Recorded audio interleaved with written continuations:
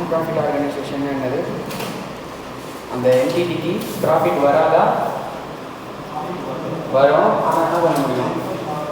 அவங்களுடைய ஆப்ஜெக்ட்டுக்காக மட்டும்தான் அவங்களால அந்த ப்ராஃபிட் என்ன பண்ண முடியும்? யூஸ் பண்ண முடியும். நான் ப்ராஃபிட்னால ப்ராஃபிட் வராதுன்னு கிடையாது. வர ப்ராஃபிட்டை எதுக்கு அகேன்ஸ்டாக யூஸ் பண்ண முடியும்?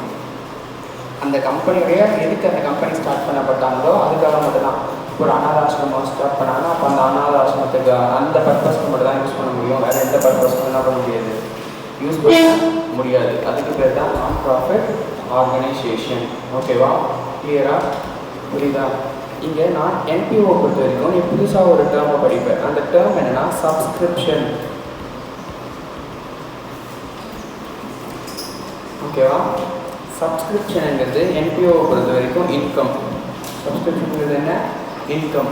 நார்மல் என்டிடிக்கு சேல்ஸ் மாதிரி என்பிஓவுக்கு சப்ஸ்கிரிப்ஷனுங்கிறது என்னது? இன்கம். மெயின் இன்கம் என்னது? சப்ஸ்கிரிப்ஷன் தான். கிளியரா? ஓகேவா?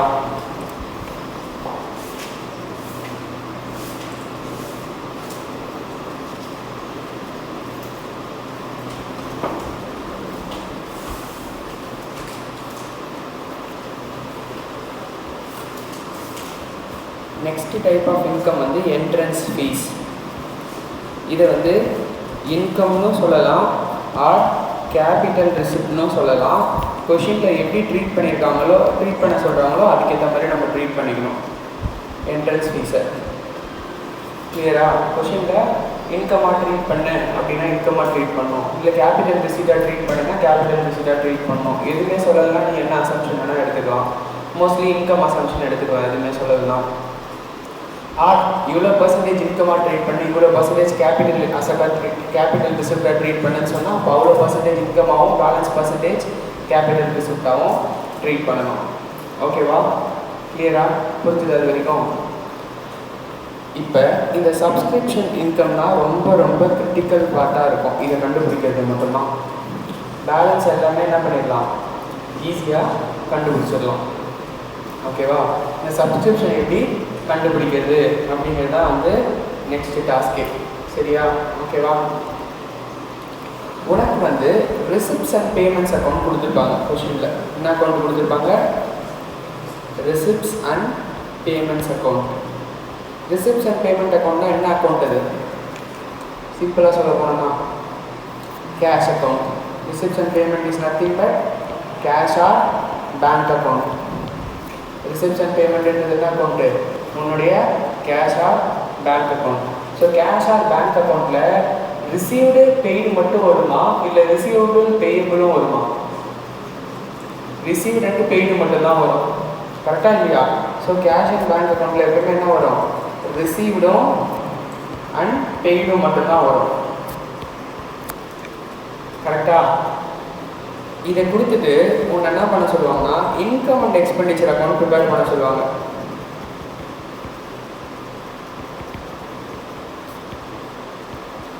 இன்கம் அண்ட் எக்ஸ்பெண்டிச்சர் அக்கௌண்ட்டில் ரிசீவ்ட் அண்ட் பெய்டு மட்டும் வருமா, இல்லை ஃபார் த இயர் வருமா? ஃபார் த இயர்க்கான இன்கம், ஃபார் த இயர்க்கான எக்ஸ்பென்சஸ் வருமா, இல்லைனா வந்து இந்த வருஷம் நம்ம ரிசீவ் பண்ணது இந்த வருஷம் பே பண்ணது வருமா? கரண்ட் இயர் இன்கம் ஃபுல்லாக வருமா, நம்ம ரிசீவ் பண்ணியிருந்தாலும் ரிசீவ் பண்ணலாலும் இன்கமில் வருமா வராதா? புரியுது என்ன சொல்கிறேன்? இப்போ நீ எனக்கு ஃபீஸே கொடுக்கல, நான் அந்த ஃபீஸை வந்து என்னோடய இன்கமாக காட்ட முடியுமா காட்ட முடியாதா? இன்கமில் காட்ட முடியுமா காட்ட முடியாதா? காட்ட முடியும். ஏன்னா எனக்கான இன்கம் அது. நீ கொடுக்கலன்னு போடுறேன், நான் டெட்டாஸ் டு சேல்ஸ்ன்னு போடுறேன். கரெக்டாக இல்லையா? பட் கேஷ் அக்கௌண்ட்டில் வருமா? அது வருமா? எப்போ வரும்? ரிசீவ் பண்ணும்போது தான் வரும். கரெக்டாக இல்லையா? ஆனால் என்னோட இன்கம் அண்ட் எக்ஸ்பெண்டிச்சர் அது வரணுமா வரக்கூடாதா? Sales income and expenditure is nothing your trading and P&L account. Income and expenditure என்னது? Trading and P&L account. அதில் வருமா வராதா? உன்னோட இன்கமாக இல்லையா? அது உன்னுடைய இன்கம் வரணும். கரெக்டாக இல்லையா? அப்போ நீ இந்த அக்கௌண்ட்டை கொடுத்துட்டு இந்த அக்கௌண்ட்டை ப்ரிப்பேர் பண்ண சொன்னால் உன்னால் ப்ரிப்பேர் பண்ண முடியுமா முடியாதா? முடியும், ப்ரொவைடட் அதுக்கேற்ற மாதிரி சில அட்ஜஸ்ட்மெண்ட்டும் அவங்க என்ன பண்ணியிருப்பாங்க உனக்கு கொடுத்துருப்பாங்க. ஸோ அந்த அட்ஜஸ்ட்மெண்ட்டை வச்சு நீ என்ன பண்ணணும்? கரண்ட் இயர்க்கான இன்கம் எவ்வளோன்றதை நீ என்ன பண்ணணும்? கண்டுபிடிக்கணும். புரியுதா? கிளியராமா? ஓகேவா? ஸோ இப்போ ஒரு question,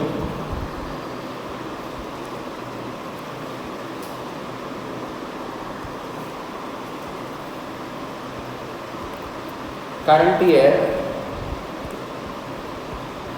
subscription received is equal to 50,000. Okay, wow. And it includes subscription for the previous year 10,000 and subscription for the next year 10,000, sorry 5,000.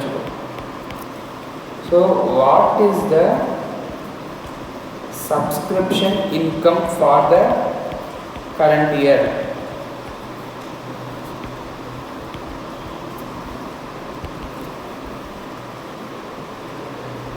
$35,000. எப்படி 35,000 வந்துச்சு? இது போன வருஷத்துக்கான சப்ஸ்கிரிப்ஷன் இந்த வருஷம் ரிசீவ் பண்ணியிருக்கேன். இது இந்த வருஷத்துக்கான சப்ஸ்கிரிப்ஷன் அடுத்த வருஷம் ரிசீவ் பண்ணியிருக்கேன். புரியுதா? இப்போ இன்னொரு இன்ஃபர்மேஷன் இதில் subscription outstanding as on the end of current year is equal to 10,000. இப்போ 45,000. ஏன்னா கரண்ட் இயர் காசு இன்னொரு நாள் உனக்கு வரல. கிளியரா? புரியுதா? ஓகேவா? ஸோ எப்படி சப்ஸ்கிரிப்ஷன் இன்கம் கண்டுபிடிக்கிறது சப்ஸ்கிரிப்ஷன் ரிசீவ்டுலேருந்து அப்படின்றதுக்கு ஒரு ஃபார்மேட் மாதிரி கொடுக்குறேன், எழுதிக்கோ. ஃபஸ்ட்டு சப்ஸ்கிரிப்ஷன் ரிசீவ்டு எடுத்துக்கணும். சப்ஸ்கிரிப்ஷன் ரிசீவ்டு என்ன பண்ணணும்? டோட்டல் ரிசீவ்டு எடுத்துக்கணும். எல்லா வருஷத்துக்கும் ஆல் இயர்ஸ் எடுத்துக்கணும். சப்ஸ்கிரிப்ஷன் ரிசீவ்டு ஆல் இயர்ஸ் எடுத்துக்கணும். Add outstanding at the end of current year minus outstanding at the beginning of current year. Add advance at the beginning of current year minus advance at the end of current year. இது பண்ணா உங்களுக்கு என்ன கிடைச்சிடும்? subscription income for the year. for the year என்னது? current year கிடைச்சிடும்.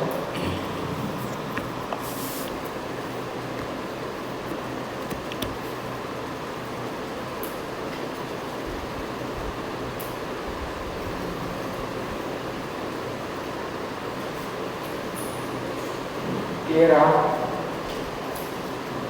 Okay, wow.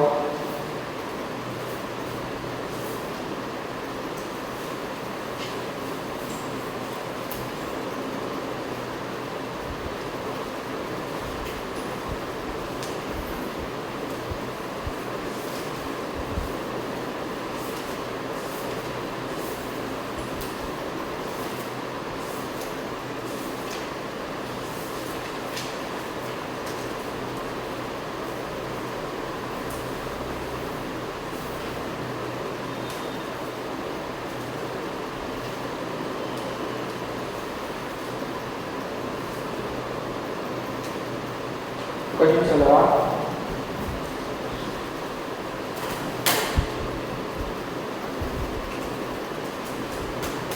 Subscription received during the year 4,20,000.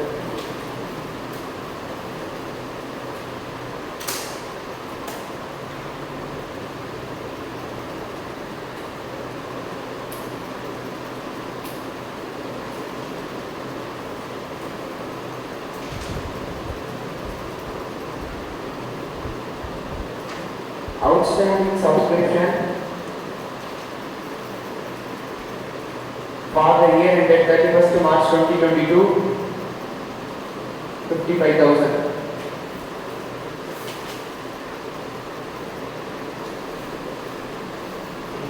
55,000. Outstanding subscription for the year 2021, 65,000. Subscription received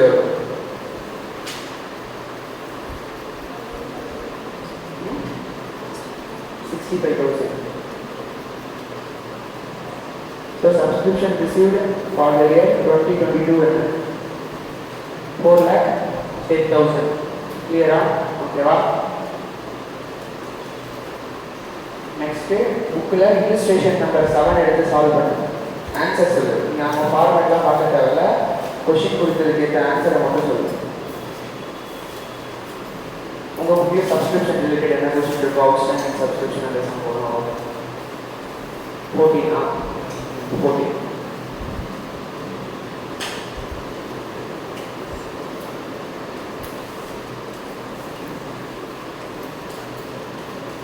okay करिए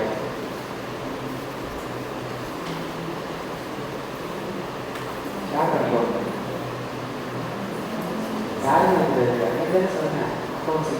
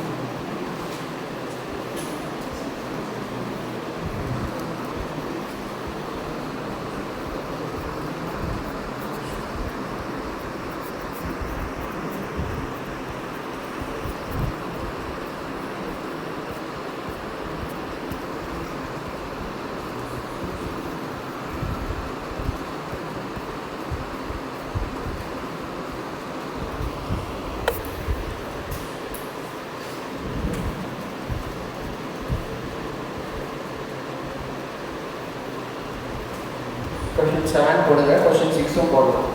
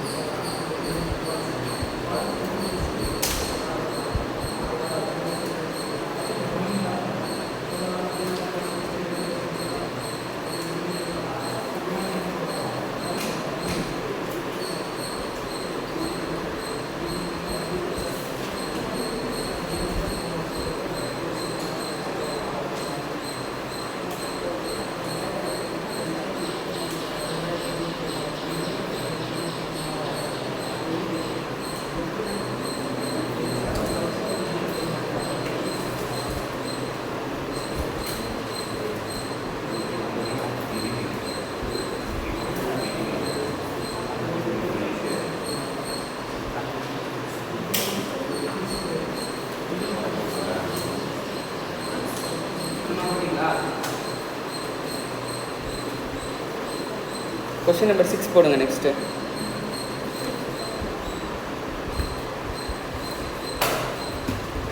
answer வந்துச்சாம்மா? என்ன answer?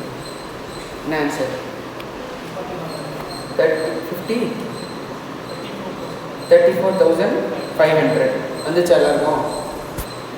Next question illustration 6 போடும்.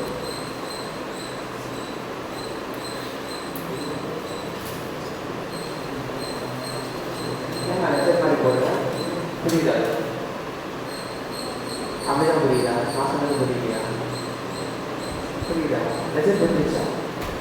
என்ன புரியுது சொல்லு.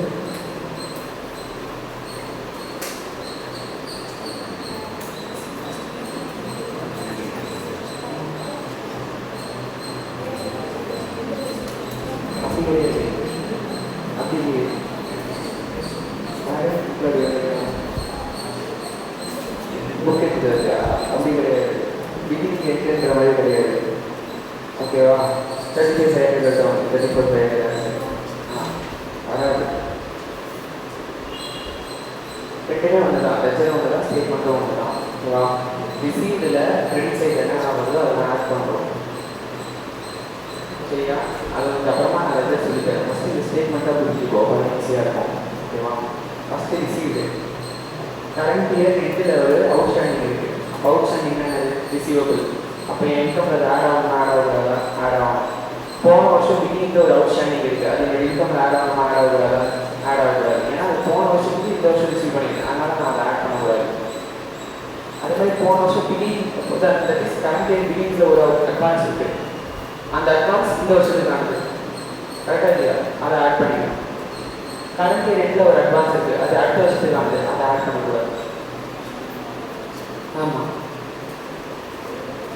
வந்துச்சு. அதான் வரும். அதுபடி போட்டால் கண்டிப்பாக வரும். ஏன் எக்ஸல் நான் வைக்கிறேன்? ஃபஸ்ட்டு சப்ஸ்கிரிப்ஷன் ரிசீவ்லேருந்து ஸ்டார்ட் பண்ணேன்.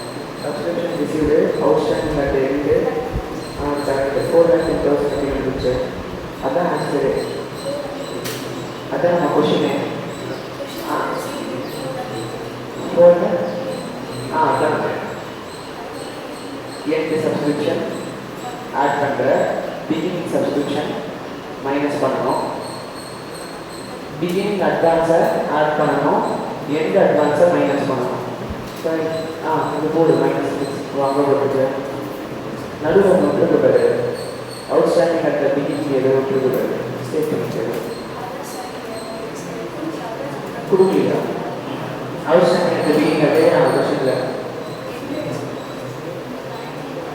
கரண்ட் இயருக்கான அவுட்ஸ்டாண்டிங் கேட்குறாங்க. அவுட்ஸ்டாண்டிங் அது எங்கே கேட்குறாங்க? அவுட்ஸ்டாண்டிங் அந்த பிகினிங் கொடுத்துட்டு எப்படி கேட்குறாங்க? அப்போனா நீங்கள் எண்டு போட்டுருக்கு பாரு. இது வந்து பிகினிங். இதை மைனஸ் பண்ணிடணும் 45.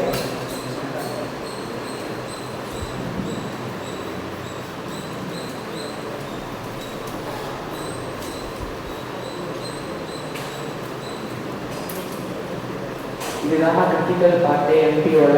இதை கண்டுபிடிச்சா ஈஸியாக போட்டுருவாங்க எல்லாமே. கிளியரா?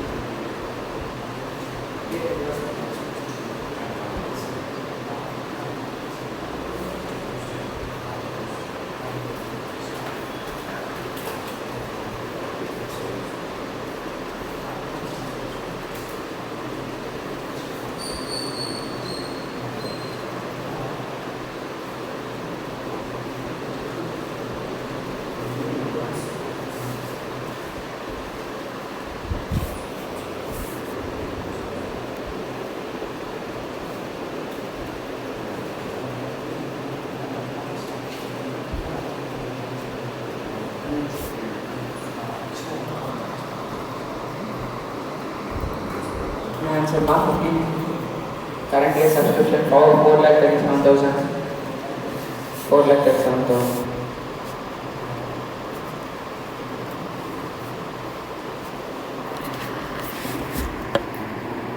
Easier now.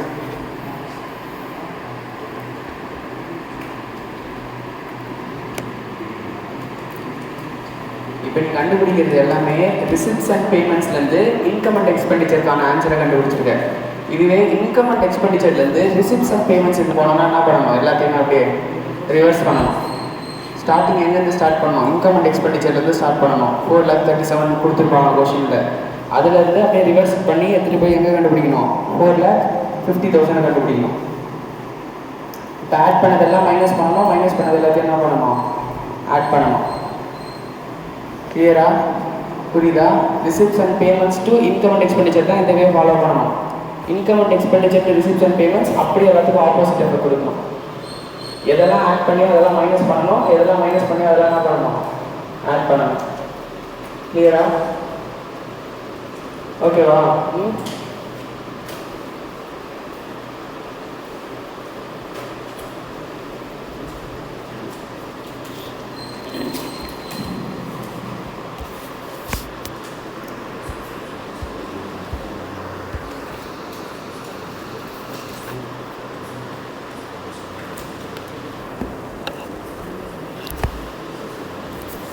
நெக்ஸ்ட் ப்ரெசென்ட் பண்ணுவோமா?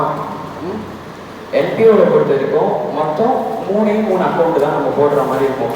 First account receipts and payments accounts. Receipts and payments account is nothing but your cash book. Receipts and payments account என்னது? உங்களுடைய கேஷ் புக். அதில் என்ன இருக்கும்? ஒன்லி ரிசீவ்ட் அண்ட் பெய்டு மட்டும்தான் இருக்கும். அது எந்த வருஷத்துக்கு வேணா இருக்கலாம். கரண்ட் இயருக்கு இருக்கலாம், ப்ரீவியஸ் இயருக்கு இருக்கலாம், நெக்ஸ்ட் இயருக்கு இருக்கலாம், அது ப்ரீவியஸ் இயருக்கு இருக்கலாம், நெக்ஸ்ட் இயருக்கு இருக்கலாம். எத்தனை வருஷத்துக்கு வேணால் ரிசீவ்டு பெய்டு அங்கே இருக்கலாம். Income and expenditure is nothing but your P&L account. P&Lனா ட்ரேடிங் P&L ரெண்டுமே. P&L includes trading account. சரியா? ஓகேவா? ஸோ அப்போ இன்கம் அண்ட் எக்ஸ்பெண்டிச்சரில் எப்பவுமே என்ன வரும்? ரிசீவ்டு பெய்டு இருக்கணுன்ற அவசியம் இல்லை. என்ன இருக்கணும்? ஃபார் த இயரா கரண்ட் இயருக்கான எக்ஸ்பென்சஸ், கரண்ட் இயருக்கான இன்கம் மட்டும்தான் இருக்கணும். வேற எதுவுமே இருக்கக்கூடாது. கரண்ட் இயருக்கான expenses whether received or paid, received or not பிரச்சனை கிடையாது.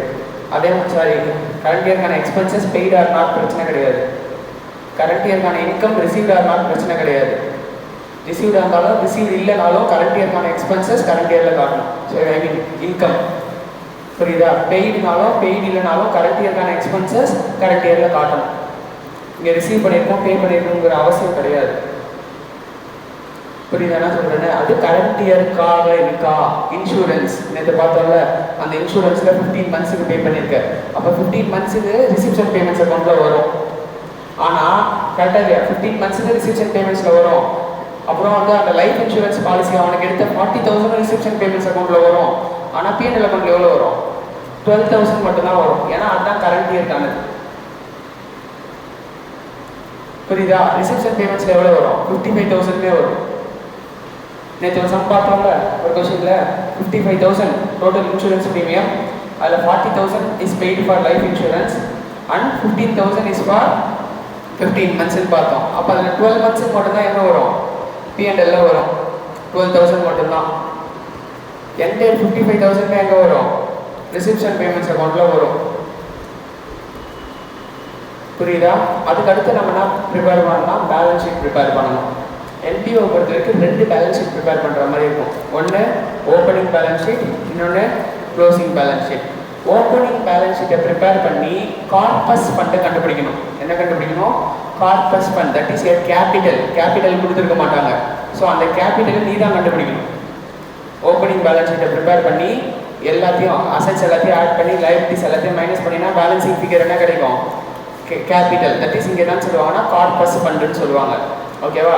அதை கண்டுபிடிச்சி அதை க்ளோசிங் பேலன்ஸ் ஷீட்டில் எடுத்துகிட்டு வரணும். அந்த கேபிட்டலை நார்மலாக ஒரு கொஸ்டினில் கேபிட்டல் கொடுத்துட்றாங்கல்லப்பா ஃபைனல் அக்கௌண்ட்ஸில், இங்கே என்ன பண்ண மாட்டாங்க? கேபிட்டல் கொடுக்க மாட்டாங்க. நம்ம தான் ஓப்பனிங் பேலன்ஸ் ஷீட்டை போட்டு கார்பஸ் ஃபண்டை கண்டுபிடிச்சி அந்த கார்பஸ் ஃபண்டை என்னத்திலேருந்து ஆட் பண்ணணும்? க்ளோசிங் பேலன்ஸ் ஷீட்டில் கேபிட்டல் ஆட் பண்ணிப்ப பேலன்ஸ் எல்லாம் நார்மல் ட்ரீட்மெண்ட். கேபிட்டல் ப்ராஃபிட்டுக்கு பதில் நீங்கள் என்ன சொல்லுவோம்னா சர்ப்ளஸ்ன்னு சொல்லுவோம். லாஸுக்கு பதில் நீங்கள் என்ன சொல்லுவோம்னா டெபிசிட்னு சொல்லுவோம். புரியுதா? ப்ராஃபிட் என்னன்னு சொல்லுவோம் சர்ப்ளஸ், லாஸ் என்னன்னு சொல்லுவோம் டெபிசிட். அப்போ கேபிட்டலோட நெட் ப்ராஃபிட் ஆட் பண்ணும்போது என்ன பண்ணணும்? கேபிட்டலோட சர்ப்ளஸ் ஆட் பண்ணணும். டெபிசிட் இருந்துச்சுன்னா கேபிட்டல் கார்பஸ் ஃபண்ட்லேருந்து டெபிசிட் என்ன பண்ணணும்? மைனஸ் பண்ணணும். புரியுதா? இது மட்டும் தான் சேஞ்சஸே தவிர்த்து பேலன்ஸ் எல்லாமே ஃபைனல் அக்கௌண்ட்ஸ் போட்ட மாதிரியே தான். பட் சில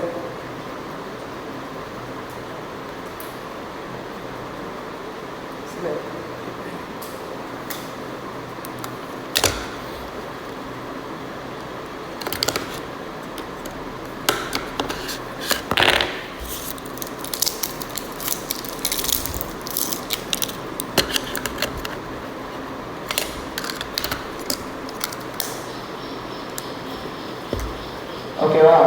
ஸோ பேலன்ஸ் எல்லாமே ஃபைனல் அக்கௌண்ட்ஸ் போட்ட மாதிரி தான். சில இம்பார்ட்டன்ட் டேர்ம்ஸை மட்டும் நம்ம என்ன பண்ணுற மாதிரி இருக்கும்னா அண்டர்ஸ்டாண்ட் பண்ணிக்கிற மாதிரி இருக்கும். சரியா? புதுசாக நிறைய டேர்ம்ஸ் வரும். அந்த டேர்ம்ஸை மட்டும் இங்கே என்ன பண்ணிட்டு போகணும்னா அண்டர்ஸ்டாண்ட் பண்ணிட்டு போகணும். கிளியரா? ஓகேவா? எல்லாமே போடும். ரிசிப்ட்ஸ் அண்ட் பேமெண்ட்ஸ் எல்லாம், இன்கம் அண்ட் எக்ஸ்பெண்டிச்சர் எல்லாமே போடும். சரியா? So receipts and payments 2 types of receipts and payments இருக்குது. ஒன்று வந்து கேபிட்டல் ரிசிப்ட், இன்னொன்று வந்து ரெவென்யூ ரிசிப்ட். ஒன்று என்னது? கேபிட்டல் ரிசிப்ட், இன்னொன்று என்னது? Revenue receipt. ரிசிப்ட்ஸ் அண்ட் பேமெண்ட்ஸில் நீ ஃபஸ்ட்டு அது கேபிட்டல் ரிசிப்டாக ரெவென்யூ ரிசிப்டான்னு கண்டுபிடிக்கணும். ரெவென்யூ ரிசிப்ட் எல்லாமே எங்கே போகணும்? உன்னுடைய இன்கம் அண்ட் எக்ஸ்பெண்டிச்சரில் இன்கம் சைடு எடுத்துகிட்டு போயிடணும். Income and expenditure is nothing A P&L account. புரியுதா? ரெவென்யூ ரிசிப்ட் எல்லாமே எங்கே எடுத்துகிட்டு போயிடணும்? P&L அக்கௌண்ட்டுக்கு எடுத்துகிட்டு போயிடணும். கேபிட்டல் ரிசிப்ட் எல்லாமே எங்கே எடுத்துகிட்டு போயிடணும்? பேலன்ஸ் ஷீட்டுக்கு எடுத்துகிட்டு போயிடணும். இதுதான் ஃபஸ்ட்டு பாயிண்ட்டு. புரியுதா? ரெவென்யூ ரிசிப்ட் எங்கே எடுத்துகிட்டு போகணும்? P&Lக்கு எடுத்துகிட்டு போகணும். கேபிட்டல் ரிசிப்ட் எங்கே எடுத்துகிட்டு போகணும்?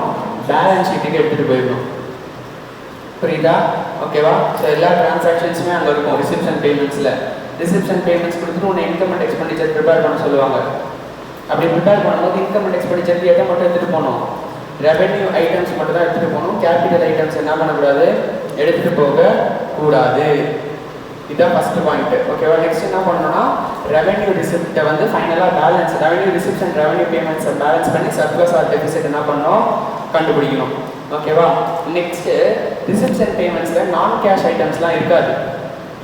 ஆனால் இன்கம் அண்ட் எக்ஸ்பெண்டிச்சரில் நான் கேஷ் ஐட்டம்ஸ்லாம் வரணும். புரியுது என்ன சொல்கிறேன்னு? ரிசிப்ட்ஸ் அண்ட் பேமெண்ட்ஸில் என்ன இருக்காது? நான் cash item like depreciation, interest receivable, salary payable, அதெல்லாம் எங்கே வராது? ரிசிப்ட்ஸ் அண்ட் பேமெண்ட்ஸில் வராது. அப்போ நம்ம அதை பார்த்து போடும்போது அப்படியே அந்த பேலன்ஸை மட்டும் காட்டக்கூடாது. கரெக்டாக இல்லையா? நம்ம என்ன பண்ணணும்? இந்த நான் கேஷ் ஐட்டம்க்கு அட்ஜஸ்ட்மெண்ட் பண்ணணும். ஃபஸ்ட்டு ரெவென்யூ ஐட்டம்ஸ் மட்டும் எடுத்துகிட்டு போகணும். செகண்ட் என்ன பண்ணணும்? நான் கேஷ் ஐட்டம்க்கு அட்ஜஸ்ட்மெண்ட் பண்ணணும். Next current year receipts, current year பேமெண்ட்ஸை மட்டும்தான் இன்கம் அண்ட் எக்ஸ்பெண்டிச்சருக்கு எடுத்துகிட்டு போகணும். ப்ரீவியஸ் இயர்தோ நெக்ஸ்ட் இயர்தோ என்ன பண்ணக்கூடாது? இன்கம் அண்ட் எக்ஸ்பெண்டிச்சருக்கு எடுத்துகிட்டு போகக்கூடாது. மூணு பாயிண்ட்டை நல்லா ஞாபகம் வச்சுருந்தீங்கன்னா ஈஸியாக போடலாம். கிளியரா? ஓகேவா? ஸோ உங்க நார்மலாக வந்து ஒரு ரிசிப்ட்ஸ் அண்ட் பேமெண்ட்ஸ் அக்கௌண்ட் வந்து போட சொல்கிறாங்க. ஓகேவா? என்ட்ரன்ஸ் ஃபீ ரிசிப்டா பேமெண்ட்டா? ரிசிப்ட். மெம்பர்ஷிப் ஃபீ ரிசிப்டா பேமெண்ட்டா? Receipt. Donation for the club pavilion, இது யார் கிளப்பு? ஸ்வராஜ் கிளப்பு. நீ என்ன பண்ணிருக்க? கிளப் பெவிலியனுக்கு டொனேஷன் கொடுத்துருக்க. அப்படின்னா ரிசிப்டா பேமெண்ட்டா? பேமெண்ட். புரியுதா? நம்ம கிளப்பு பேர் என்ன? ஸ்வராஜ் கிளப்பு. எந்த கிளப்புக்கு நம்ம பேமெண்ட் கொடுத்துருக்கோம்? பெவிலியன் கிளப்புக்கு பேமெண்ட் கொடுத்துருக்கோம். புரியுதா? அப்படின்னா என்னது? பேமெண்ட்டு. ஃபுட் ஸ்டஃப் சேல்ஸ், சாப்பாடு விற்றுருக்க, receipt. Salaries and wages, payment. Purchase of food stuff, payment. Construction of club pavilion. So இங்கே கிளப் பெவிலியனும் நம்மது தானா? ஓகேப்பா, ஸ்வராஜ் கிளப்புக்குள்ளே தான் கிளப் பெவிலியன் இருக்குது, அதனால தான் நம்ம கன்ஸ்ட்ரக்ட் பண்ணுறோம். ஓகேவா? ஸோ அதுக்குள்ளேயே கிளப் பெவிலியன் இன்னொன்று இருக்குது. ஓகேவா? ஸோ அப்போ இதுவும் ரிசிப்ட் தான். கன்ஸ்ட்ரக்ஷன் என்ன? பேமெண்ட்டு. புரியுதா? டொனேஷன் வந்து ரிசிப்ட், கன்ஸ்ட்ரக்ஷன் வந்து என்ன? பேமெண்ட். ஓகேவா?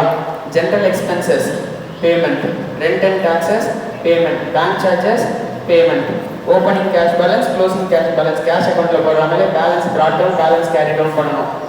ஓகேவா? ப்ராட் டவுன் வந்து என்ன பண்ணுவேன்? 350 ப்ராட் டவுன் பண்ணுவேன். நெக்ஸ்ட் ரெண்டுமே 350 590 ரெண்டுமே ப்ராட் டவுன் பண்ணுவேன். ஏன்னா cash in hand and cash at bank ரெண்டுமே கொடுத்துருக்காங்க. ஓகேவா? க்ளோசிங் பேலன்ஸ் நீ தான் கண்டுபிடிக்கணும். பேலன்ஸ் எல்லாமே கொடுத்துட்டாங்க. சரியா? ஸோ க்ளோசிங் பேலன்ஸை தான் நம்ம என்ன பண்ணுறோம்? Sorry, closing balance கொடுத்துட்டாங்களா?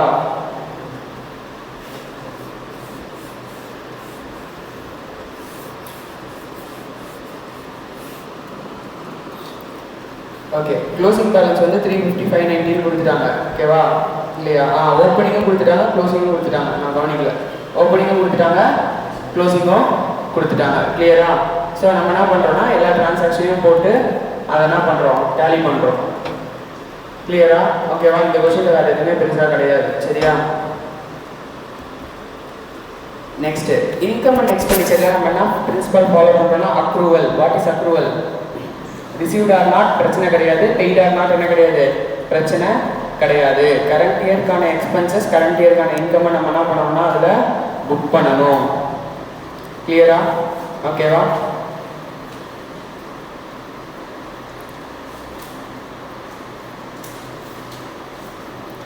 இப்போ எப்படி சப்ஸ்கிரிப்ஷன் இன்கம்க்கு பார்த்தியோ அதே மாதிரி தான் சேலரி அவுட்ஸ்டாண்டிங் எக்ஸ்பென்சஸ்க்கும் சேம் தான் ட்ரீட்மெண்ட் வரும்.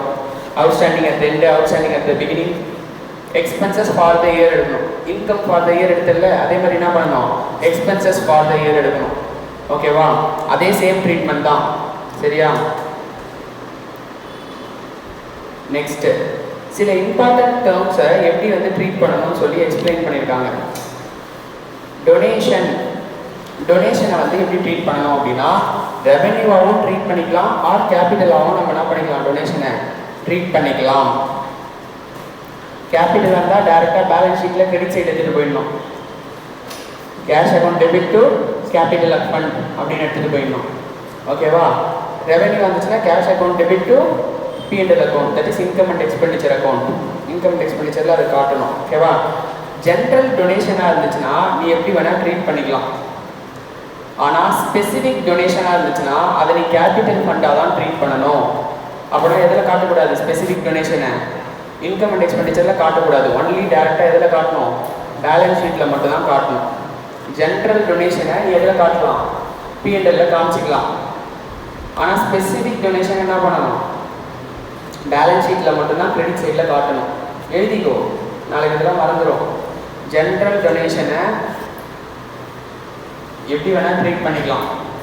இன் P&L or balance sheet assumption எழுதணும். ஜென்ரல் டொனேஷனை எப்படி வேணால் ட்ரீட் பண்ணிக்கலாம். மோஸ்ட்லி நீ என்னவா ட்ரீட் பண்ண? P&L ட்ரீட் பண்ணிக்கோ ஜென்ரல் டொனேஷனை. ஸ்பெசிஃபிக் டொனேஷனை என்ன ட்ரீட் பண்ணணும்? நம்ம கேபிட்டல் ஃபண்டாக தான் ட்ரீட் பண்ணணும். பேலன்ஸ் ஷீட்டில் கிரெடிட் சைடில் காட்டணும் ஸ்பெசிஃபிக் டொனேஷனை. புரியுதா? டொனேஷன் ஃபார் கன்ஸ்ட்ரக்ஷன் ஆஃப் பில்டிங்னா அது திருப்பியாக காட்டணும். பேலன்ஸ் ஷீட்டில் மட்டும் தான் காட்டணும். P&L அதை காட்டக்கூடாது. கிளியரா?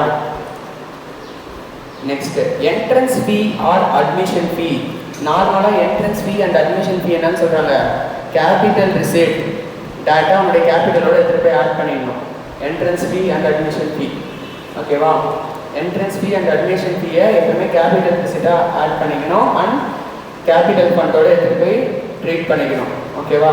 பட் கொஷினில் வந்து உனக்கு அமௌண்ட் வந்து ரொம்ப ஸ்மாலாக இருக்குது, ஆர் கொஷினில் வந்து மென்ஷன் பண்ணியிருக்காங்க இதை வந்து இன்கமாக ட்ரீட் பண்ணிக்கோ அப்படின்னு மென்ஷன் பண்ணியிருக்காங்கன்னா அப்போ இன்கம் அண்ட் எக்ஸ்பெண்டிச்சராக ட்ரீட் பண்ணிக்கணும்.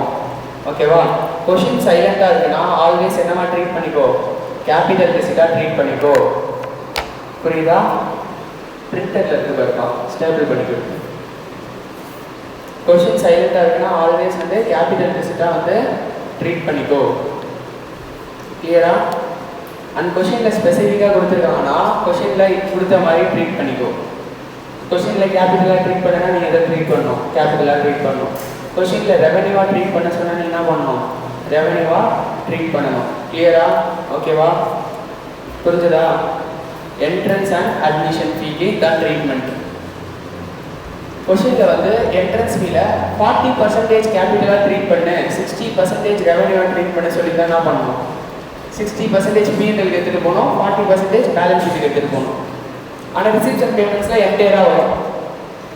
கரெக்டாக இல்லையா? ரிசிப்ட்ஸ் அண்ட் பேமெண்ட்ஸில் டோட்டல் அமௌண்ட் இருக்கும் 1 lakh. 60% கேபிட்டலாக ட்ரீட் பண்ண சொல்லிட்டா 60% எங்கே போயிடும், பேலன்ஸ் ஷீட்டுக்கு போயிடும். 40% மட்டும் தான் இன்கம் அண்ட் எக்ஸ்பெண்டிச்சரில் இருக்கும். உனக்கு இன்கம் அண்ட் எக்ஸ்பெண்டிச்சர் கொடுத்துட்டு ரிசிப்ட்ஸ் அண்ட் பேமெண்ட்ஸ் கேட்குறாங்கன்னு வச்சுக்கோயேன். அப்போ அவங்க சொல்லியிருப்பாங்க 60% பேலன்ஸ் ஷீட்டுக்கு எடுத்துகிட்டு போயிட்டு அப்படின்னு கேபிட்டலாக ட்ரீட் பண்ணிட்டேன்னு. அப்போ 40% எவ்வளோ ரெப்ரசென்ட் பண்ணுதுன்னா 100% எவ்வளோ ரெப்ரசென்ட் பண்ணுது ரிசிப்ட்ஸ் அண்ட் பேமெண்ட்ஸில் போகணும். இது டு இது வரும்போது என்ன ட்ரீட்மெண்ட் பண்ணுறியோ அதுக்கு அப்படியே opposite treatment income and expenditure to receipts and பேமெண்ட்ஸ்க்கு பண்ணணும். ரிசிப்ட்ஸ் அண்ட் பேமெண்ட்ஸில் 100% ரிசீவ்டு இருக்கும். கரெக்டாக இல்லையா? 1 lakh இருக்கும். அதில் 60% பேலன்ஸ் ஷீட்டுக்கு எடுத்துகிட்டு போயிட்டு 40% P&L எடுத்துகிட்டு வந்துட்டேன்னு வச்சுக்கோயேன். அப்போ P&L எவ்வளோ வரும், 40,000 தான் வரும். சப்போஸ் உனக்கு P&L கொடுத்துட்டு ரிசிப்ட்ஸ் அண்ட் பேமெண்ட்ஸ் கேட்குறாங்கன்னு வச்சுக்கோயேன். P&L எவ்வளோ கொடுத்துருப்பாங்க, 40,000 தான் கொடுத்துருப்பாங்க.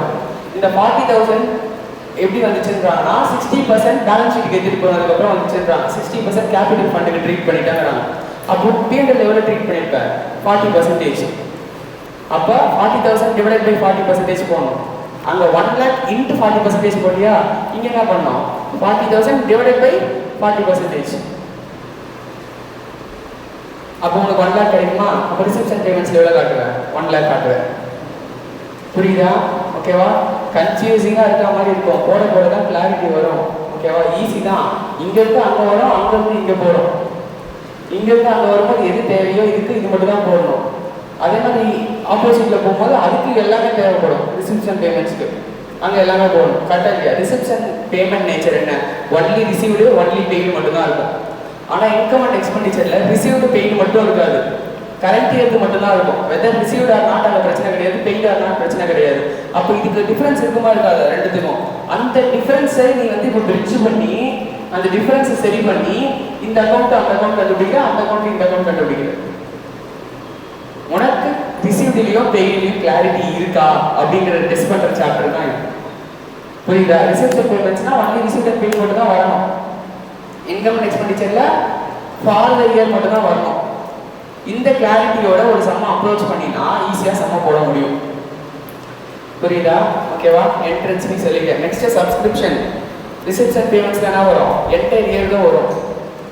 இன்கம் அண்ட் எக்ஸ்பெண்டிச்சர்ல ஃபார் த கரண்ட் இயர் மட்டும்தான் வரும். நெக்ஸ்ட் லைஃப் டைம் மெம்பர்ஷிப் ஃபீஸ்னு கொடுத்துருக்காங்கன்னா அதை கேபிட்டல் ரிசீட்டாக தான் ட்ரீட் பண்ணணும்.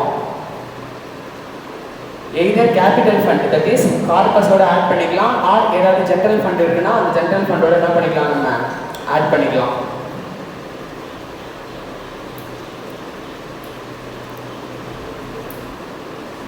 இது எப்போ ரிசீவ் பண்ணும்போது, இப்போ உங்ககிட்ட நான் லைஃப் டைம் மெம்பர்ஷிப் ஃபீஸ் வாங்குறேன்னு வச்சுக்கோங்க.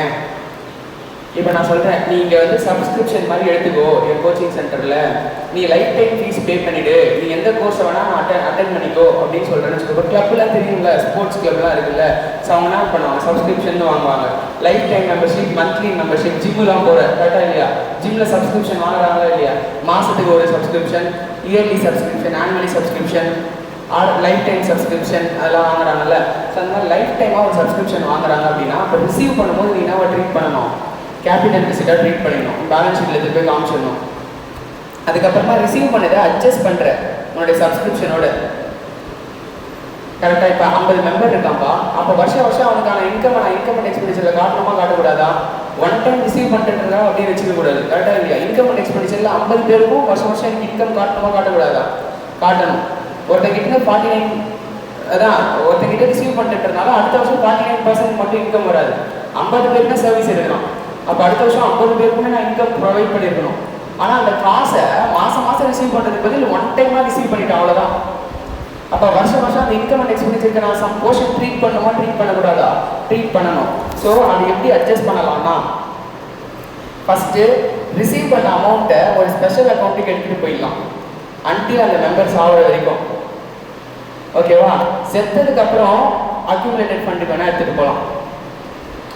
தட் இஸ் கேபிட்டல் ஃபண்டுக்கு டேரெக்டாக எடுத்துகிட்டு போகிறதுக்கு முன்னாடி என்ன பண்ணலாம், அந்த மெம்பர்ஸ் ஆகிற வரைக்கும் அந்த காசை என்ன பண்ணலாம், ஒரு ஸ்பெஷல் அக்கௌண்ட் ஓப்பன் பண்ணி life time membership fund account அந்த மாதிரி ஏதோ ஒரு அக்கௌண்ட் ஓப்பன் பண்ணி அந்த அக்கௌண்ட்டுக்கு எடுத்துகிட்டு போயிடலாம் அந்த மெம்பர்ஸ் ஆகிற வரைக்கும்.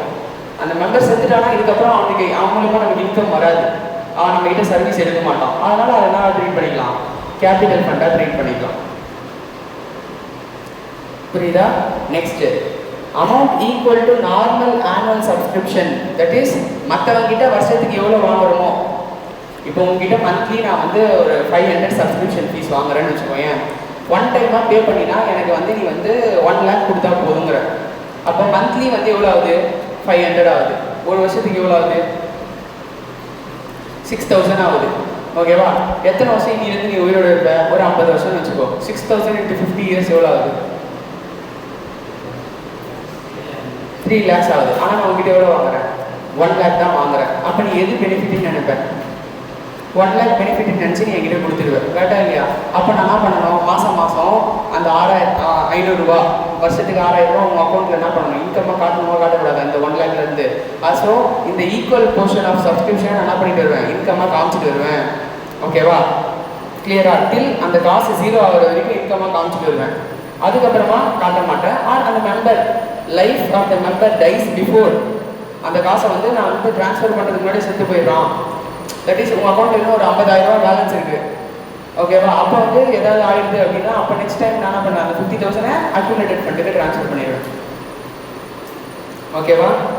So an amount calculated according to age and average age of the member annually transfer. இது ஒரு வேலை பண்ணலாம், நார்மல் சப்ஸ்கிரிப்ஷன் அமௌண்ட் மாதிரி பண்ணலாம். அப்படி இல்லைன்னா என்ன பண்ணுவேன், 1 lakh டிவைடட் பை 50 years எவ்வளோ வருது,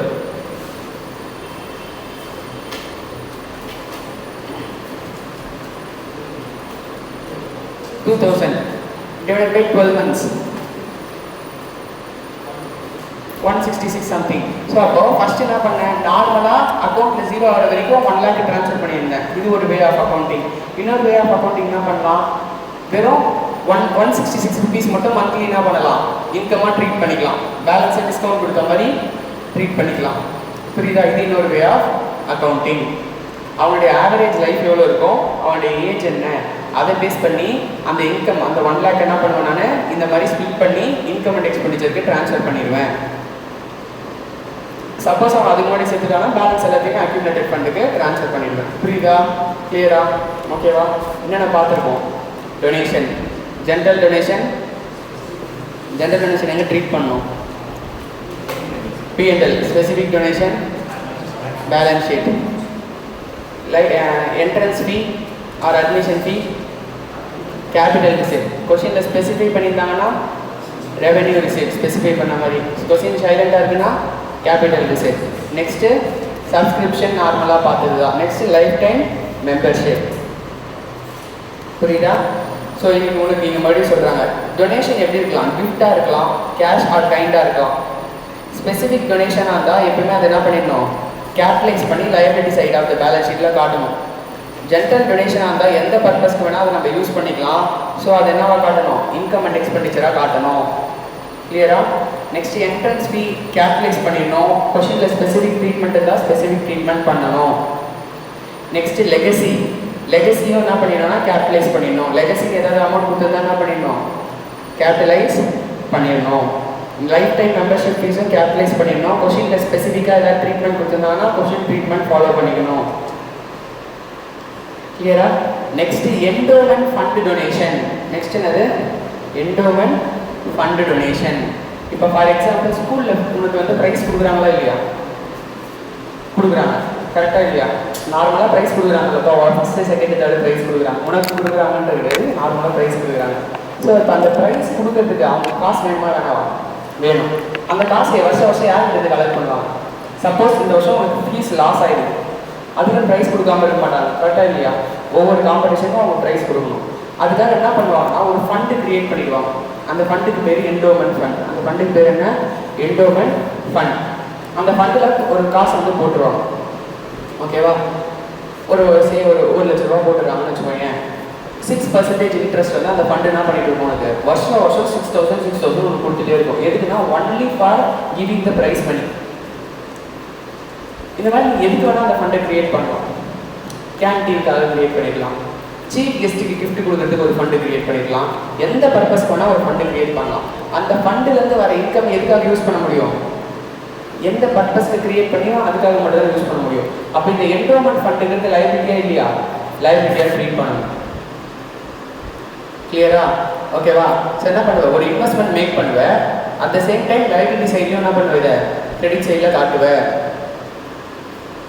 ஓகேவா? புரியுதா? Next, old newspaper sale பண்ணுறேன். ஏன்னா கிளப்புலாம் நிறைய நியூஸ் பேப்பர்லாம் வரும், புக்குலாம் வரும், கரெக்டாக இல்லையா? ஸோ நியூஸ் பேப்பரை சேல் பண்ணும்போது இன்கம் அண்ட் எக்ஸ்பெண்டிச்சரை கிரெடிட் பண்ணணும். ஓகேவா? நெக்ஸ்ட்டு ஃபிக்ஸ்டு அசெட்ஸை சேல் பண்ணுறேன். ஃபிக்ஸ்டு அசெட்ஸை சேல் பண்ணுறத கேபிட்டல் ரிசீட்டாக ட்ரீட் பண்ணணும். கேபிட்டல் ரிசீட்னா என்ன, ரிசிப்ட்ஸ் அண்ட் பேமெண்ட்ஸில் காட்டணும். அந்த profit or loss on sale of fixed assets இருக்குல்ல, அதை மட்டும் தான் இன்கம் அண்ட் எக்ஸ்பெண்டிச்சருக்கு எடுத்துகிட்டு போகணும். ஒரு அசெட்டோடைய ஒர்த் 100, 120 நீ சேல் பண்ணிருக்க, அப்போ ரிசிப்ட்ஸ் அண்ட் பேமெண்ட்ஸ்ல 120 எடுத்துட்டு போயிடணும்.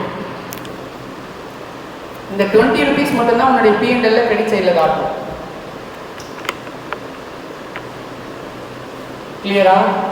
ப்ராஃபிட் ஆர் லாஸ் மட்டும் தான் P&L காட்டணும். என்டையர் அமௌண்ட்டையுமே எங்கே எடுத்துட்டு போயிடணும், ரிசிப்ட்ஸ் அண்ட் பேமெண்ட்டுக்கு எடுத்துட்டு போயிடணும்.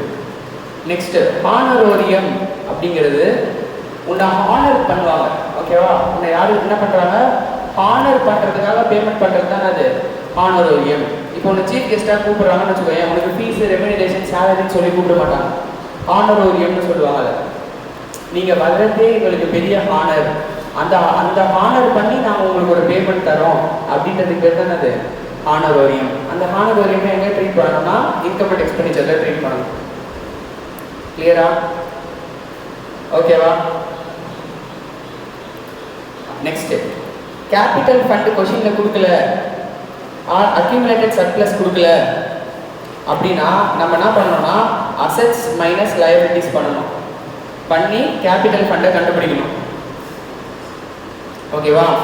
கேபிட்டல் ஃபண்டை கண்டுபிடிக்கும் போது எல்லா ப்ரீபெய்ட் எக்ஸ்பென்சஸையும் அக்ரூட் இன்கமையும் கன்சிடர் பண்ணணும். ப்ரீபெய்ட் எக்ஸ்பென்சஸ்லாம் உங்களுடைய அசெட், கரெக்டாக இல்லையா? அக்ரூட் இன்கம்லாம் உங்களுடைய அசெட், அதுவும் கரெக்டாக இல்லையா? அதே மாதிரி அட்வான்ஸ் ரிசீவ்டு, அதனால லைபிலிட்டி. ஸோ அது எல்லாத்தையுமே கன்சிடர் பண்ணணும். அவுட்ஸ்டாண்டிங் எக்ஸ்பென்சஸ், அட்வான்ஸ் எல்லாத்தையுமே ஓப்பனிங் பேலன்ஸ் ஷீட்டுக்கும் கன்சிடர் பண்ணணும். கிளியரா?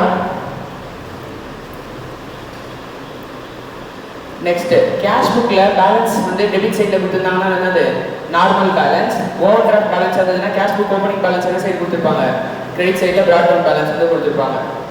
நெக்ஸ்ட், ஃபர்னிச்சர்லாம் கொடுத்துருக்காங்கன்னா அது ஏதாவது சேல் பண்ணியிருக்கோம்னா அதை மைனஸ் பண்ணிடணும் க்ளோசிங் பேலன்ஸ் ஷீட்டுக்கு. டெப்ரிசியேஷன்லாம் வந்து க்ளோசிங் பேலன்ஸ் ஷீட்டில் மைனஸ் பண்ணிடணும். கரண்ட் இயர் சேல் பண்ணியிருக்கோம்னா அதெல்லாம் மைனஸ் பண்ணிடணும். அதே மாதிரி லைபிலிட்டிஸ் கரண்ட் இயர் ஏதாவது பேமெண்ட் பண்ணியிருக்கோம்னா அதை என்ன பண்ணிடணும், மைனஸ் பண்ணிடணும். புரியுதா? கிளியரா? ஒரு கொஸ்டின் ட்ரை பண்ணுவோமா? ஸோ ரிசிப்ட்ஸ் அண்ட் பேமெண்ட்ஸ்லேருந்து இன்கம் அண்ட் எக்ஸ்பெண்டிச்சர் ப்ரிப்பேர் பண்ண சொல்கிறாங்க. ஃபஸ்ட்டு இதில் எதெல்லாம் இன்கம் அண்ட் எக்ஸ்பெண்டிச்சருக்கு போகும்னு பார்த்து சொல்ல.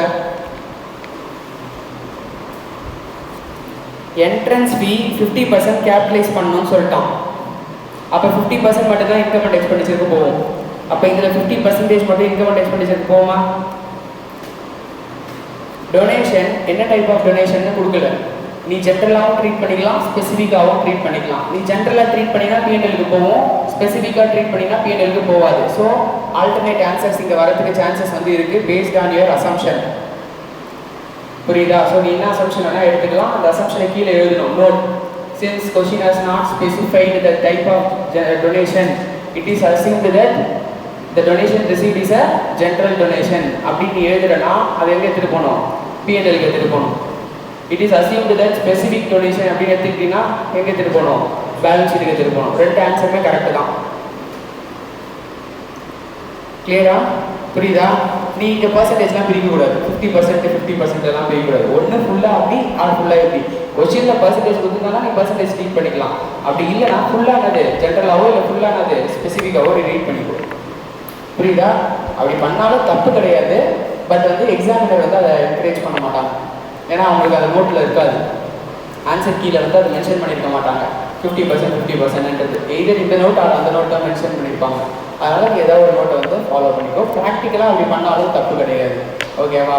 கிளியராக நான் சொல்கிறேன்னு. நெக்ஸ்ட்டு, ஸோ டொனேஷன் வந்து இங்கேக்கு நம்ம ஜென்ரல் டொனேஷன் எடுத்துக்கலாமா? இன்கம் அண்ட் எக்ஸ்பெண்டிச்சர் எடுத்துகிட்டு போயிடலாமா? சப்ஸ்கிரிப்ஷன் இதை எடுத்துகிட்டு போகணுமா இல்லைனா ஃபார் த இயர் எடுத்துகிட்டு போகணுமா? இன்கம் அண்ட் எக்ஸ்பெண்டிச்சருக்கு ஃபார் த இயர். இங்கே இருக்கிறது என்ன? ரிசிப்ட். ரிசிப்ட்னா என்ன? ரிசீவ்டு. ரிசீவ்டுடைய டோட்டல் எடுத்துக்கிட்டு ஃபார் த இயருக்கு என்ன பண்ணணும்? கன்வெர்ட் பண்ணணும். கிளியரா? புரியுதா? ஸோ இதை வந்து இன்கம்க்கு எடுத்துகிட்டு போயிடணும். Opening balance income and expenditure எடுத்துகிட்டு போகணுமா எடுத்துகிட்டு போகக்கூடாதா? எடுத்துகிட்டு போகக்கூடாது. ஓப்பனிங் பேலன்ஸ் ஷீட்டுக்கு எடுத்துகிட்டு போயிடணும். Salaries and wages income and expenditure எடுத்துகிட்டு போகணுமா? எடுத்துகிட்டு போகணும். ஆஃபீஸ் எக்ஸ்பென்சஸ் எடுத்துகிட்டு போகணும். கேபிட்டல் எக்யூப்மெண்ட்ஸ் எடுத்துகிட்டு போகணும். டெலிஃபோன் சார்ஜஸ் எடுத்துகிட்டு போகணும். எலக்ட்ரிசிட்டி எடுத்துகிட்டு போகணும். ட்ராவலிங் அண்ட் கன்வெயன்ஸ் எடுத்துகிட்டு போகணும். நெக்ஸ்ட் இங்கே ஸ்போர்ட்ஸ் எக்யூப்மெண்ட்ஸ் எடுத்துகிட்டு போகக்கூடாது. ஏன்னா அவன் என்ன பண்ணுறான்? ஸ்போர்ட்ஸ் எக்யூப்மெண்ட்டுக்கு என்ன சொல்கிறான்னா டெப்ரிசியேஷன் இருக்குங்கிறான். அப்போ டெப்ரிசியேஷன் இருந்தால் ஸ்போர்ட்ஸ் எக்யூப்மெண்ட் என்னது? நமக்கு அசெட். ஓகேவா? ஸோ அப்போ அசெட் எவ்வளோ? 25% டெப்ரிஷியேட் பண்ணுங்கிறான். அப்போ இந்த ஸ்போர்ட்ஸ் எக்யூப்மெண்ட் எங்கே எடுத்துகிட்டு போகக்கூடாது? இன்கம் அண்ட் எக்ஸ்பெண்டிச்சருக்கு எடுத்துகிட்டு போகக்கூடாது. டேரெக்டாக பேலன்ஸ் ஷீட்டுக்கு எடுத்துகிட்டு போயிடணும். Current year பர்ச்சேஸ்னு.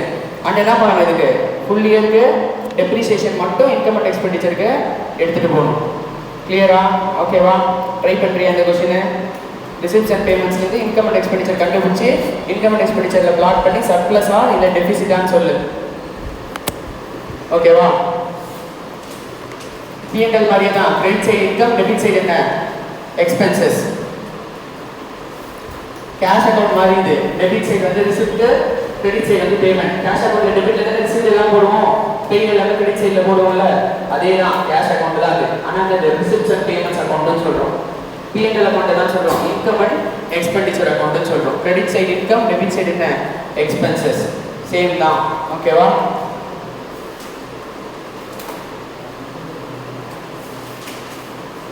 So salaries and வேஜஸ்லேயும் outstanding இருக்குது, சப்ஸ்கிரிப்ஷன்லேயும் அவுட்ஸ்டாண்டிங் இருக்குது. பார்த்து ட்ரீட் பண்ணு. சரியா?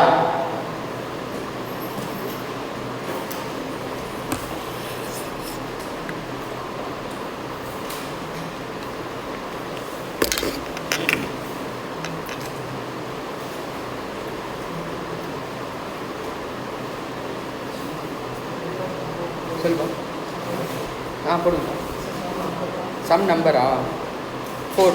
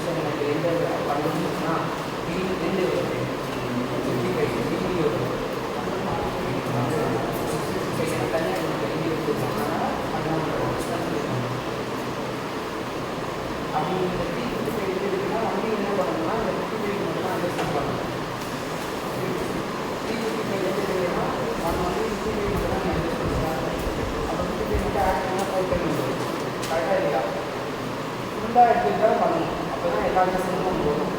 நீ மிஸ்டேக் பண்ண மாட்டேன்னா ஃபுல்லாக எடுக்கணும். நீ ஸ்மார்ட்டாக தான் இதை பார்த்து யூஸ் பண்ணலாம். 10% ப்ராக்டிஸ் ஆச்சுன்னா இதுலேயே யூஸ் பண்ணலாம்.